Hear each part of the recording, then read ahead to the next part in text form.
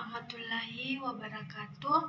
Perkenalkan, saya Atifa Alimuddin dengan NIM 21060850120.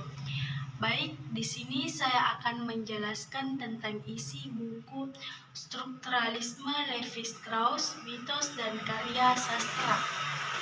Buku ini boleh dikatakan merupakan buku pengantar pertama yang cukup komplit, bukan hanya mengenai pemikiran-pemikiran Lévi-Strauss, tetapi juga mengenai cara analisis strukturalnya atas mitos-mitos orang Indian Amerika Selatan yang ditulis oleh seseorang antropolog Indonesia.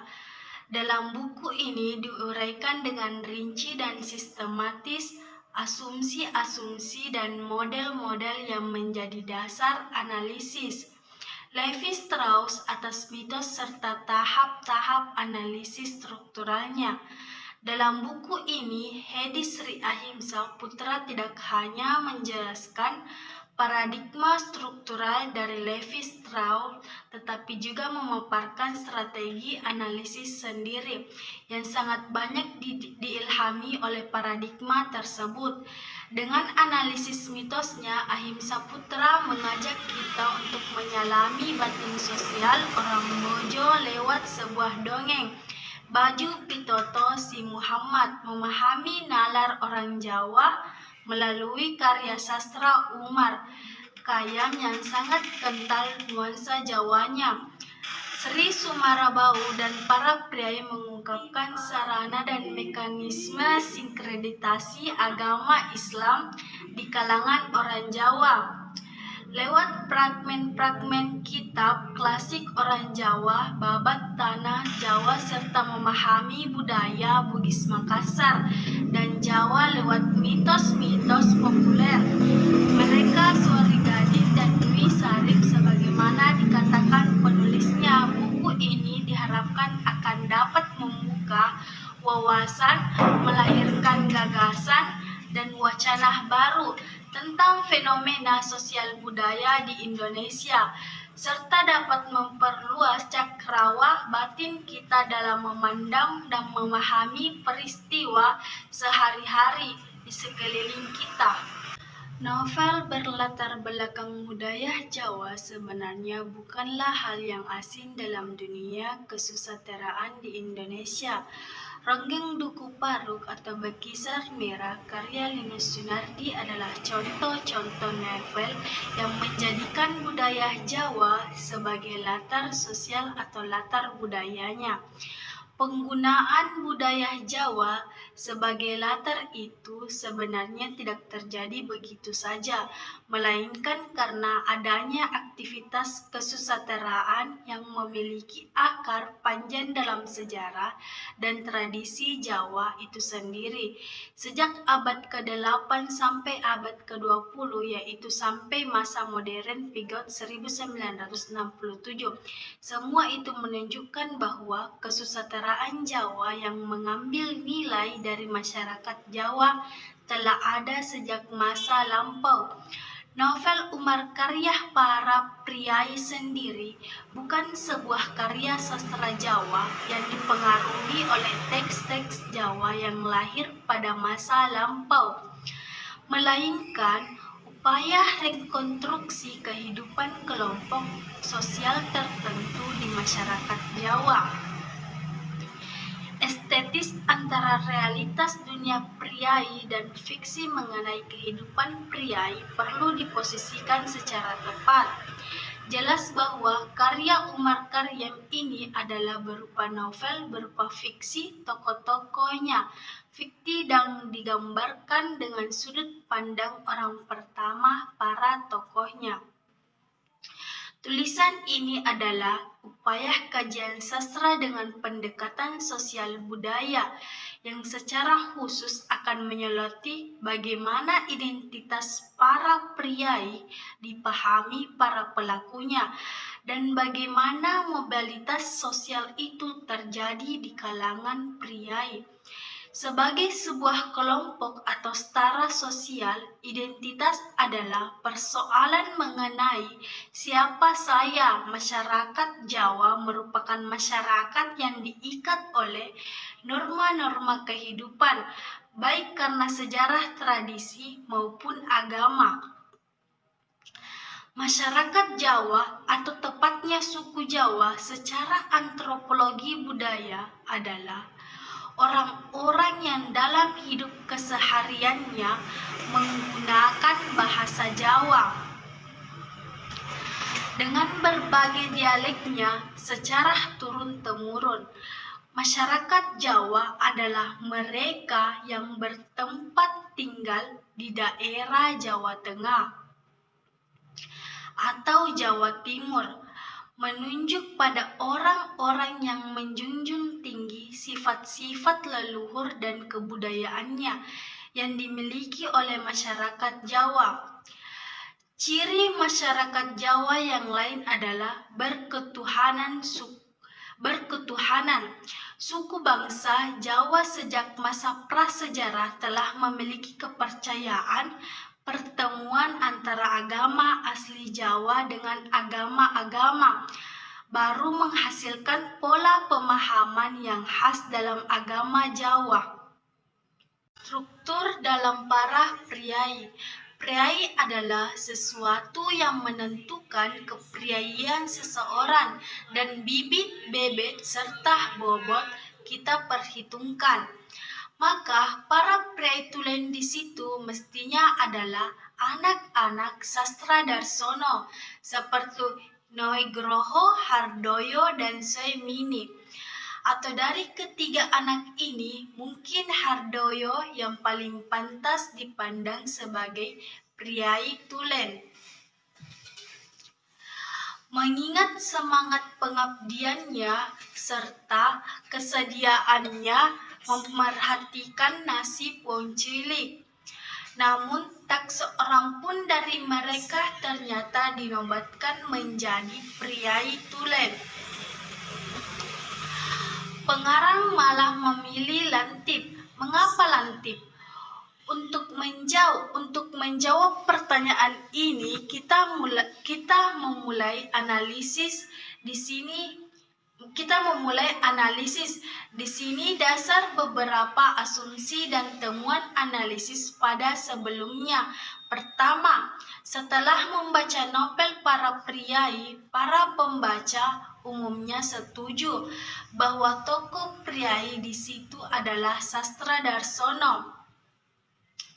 Ini sudah sangat jelas dan mudah ditebak. Oleh karena itu, tokoh sastra Darsono merupakan tokoh priai tulen dalam novel tersebut.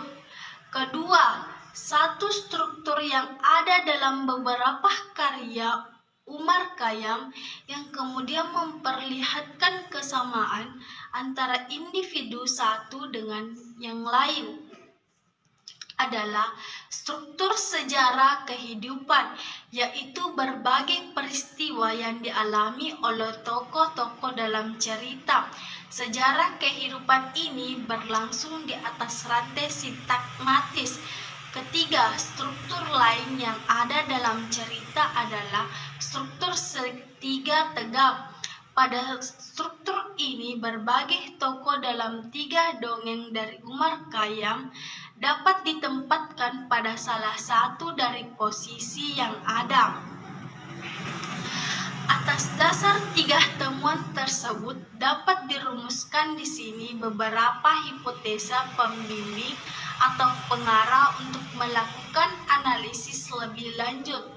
Pertama, jika sastra Darsono dapat kita anggap sebagai priai tulen dan lantip dinobatkan sebagai priai tulen, maka tentunya akan ada persamaan-persamaan dalam struktur sejarah kehidupan tokoh sastra Darsono dan lantip, sehingga masing-masing tokoh ini dapat dilihat sebagai transformasi dari yang lain, bertransformasi menjadi lantip dan sebaliknya.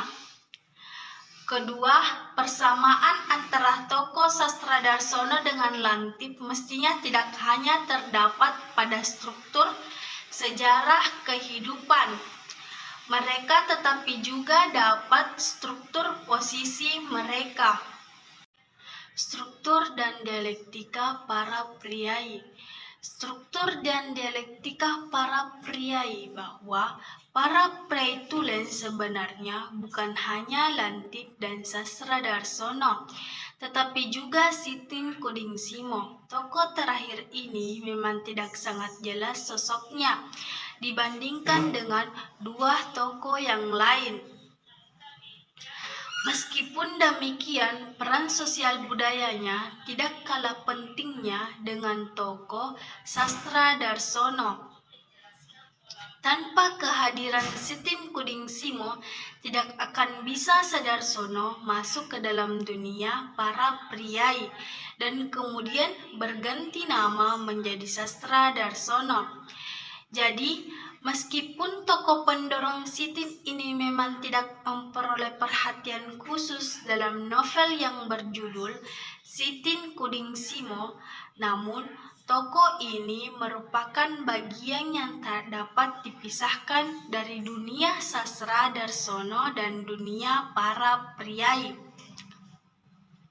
Dari struktur yang terbentuk oleh relasi-relasi antara tokoh-tokoh tertentu dalam para priai di atas, kita dapat mengerti sekarang mengapa Lantiplah yang akhirnya diakui sebagai priai oleh relasi-relasi antar tokoh-tokoh tertentu.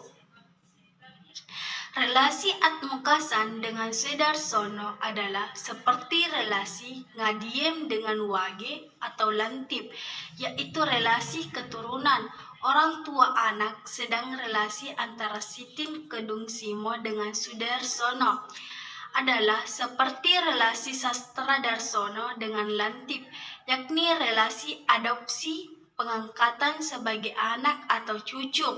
Relasi-relasi inilah yang membentuk suatu sistem relasi atau struktur dalam kisah para priai. Ketika Levi Strauss mengatakan bahwa nalar mitis bergerak mengikuti logika ketatnya sendiri, yang dimaksudkan di situ tidak lain adalah suatu logika oleh Hegelian, yaitu tesis, antitesis, dan sintesis yang bergerak dalam lingkaran-lingkaran yang semakin kompleks. Menurut Levi Strauss, struktur dari mitos adalah struktur dialektis, tempat posisi logis yang berlawanan opsional diapresikan oposisi di antara mediated oleh suatu pernyataan kembali, restatement. Yang ketiga, struktur internalnya menjadi jelas, kemudian membangkitkan jenis oposisi yang lain, kemudian diantarai oleh atau diselesaikan. Demikian seterusnya. Douglas 1967. Dialek semacam itu pula yang ada di balik struktur segitiga condong di atas. Meskipun Umar Khayyam tidak pernah menyebutkan secara eksplisit, kisah para pria yang ditulisnya secara jelas memperlihatkan bahwa awal dari semuanya adalah tokoh Sitin Kudingsimo, seorang priai. Kemudian muncullah tokoh Atmukasan, wong cilik, sebagai antitesisnya. Oposisi antara dua tokoh ini kemudian ditengahi oleh tokoh Sudarsono yang pada mulanya berada pada pihak antitesis karena dia adalah anak Atmukasan. Sudarsono ini kemudian ditarik lebih ke tengah menangani oposisi Sitin Kudingsimo Atmukasan. Ketika dia diangkat sebagai anak oleh Endoro Sitin tersebut, pada saat itu pula Sudarsono menjadi sintetis yang baru. Tidak lama kemudian posisi ini berubah, yaitu menjadi tesis Sudarsono. Menjadi tesis setelah dia diangkat menjadi guru bantu dan mulai menapak masuk ke dunia para priai dan namanya pun diganti menjadi Sastra Darsono. Muncullah kemudian tokoh Ngadian Wong Cilik yang menjadi bakul tempe sebagai antitesis Sastra Darsono. Oposisi antara tokoh Sastra Darsono dan Ngadian ini kemudian ditengahi oleh WG yang seperti halnya Sastra Darsono sendiri pada mulanya berada pada pihak antitesis karena dia adalah anak Nadiem. Mediasi atau penengahan oleh WG terjadi ketika dia diangkat sebagai anak sendiri, tepatnya sebagai cucu oleh Sastra Darsono, dan namanya diganti menjadi Lantip. Di situ Lantip menjadi sintesis dari proses dialektis serta hasilnya, yakni struktur yang terbentuk oleh relasi-relasi antara tokoh-tokoh tertentu.